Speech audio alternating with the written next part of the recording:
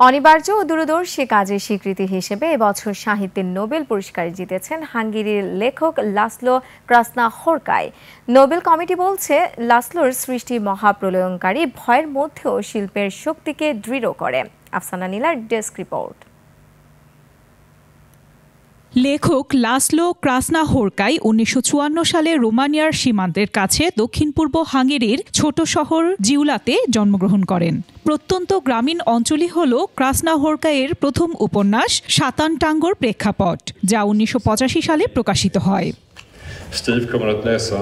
উপন্যাসটি হাঙ্গেরির সাহিত্য জগতে আলোড়ন সৃষ্টি করেছে। এই লেখকের ব্রেকথ্রু কাজ হিসেবে পরিচিত পেয়েছে এই উপন্যাস। দ্বিতীয় উপন্যাস দ্য মেলানকোলি অব রেজিস্ট্যান্স প্রকাশিত হয় ১৯৮৯ সালে। এই উপন্যাসে এক ভয়াবহ দুঃস্বপ্নের চিত্র আঁকা হয়েছে। কার্পাথিয়ান পাহাড়ে ছোট একটি শহরের কথা এই উপন্যাসে বলা হয়। শহরটিতে সহিংসতা, অরাজকতা এবং সেনাবাহিনীর ব্যর্থতা শহরটিকে এক স্বৈরাচারী অভ্যুত্থানের দ্বারপ্রান্তে নিয়ে যায়। এর পরের উপন্যাস ওয়্যার অ্যান্ড ওয়্যার প্রকাশিত হয় ১৯৯৯ সালে। ২০১৯ সালে প্রকাশিত হয় ব্যারন ভেংহেমস হোমকামিং।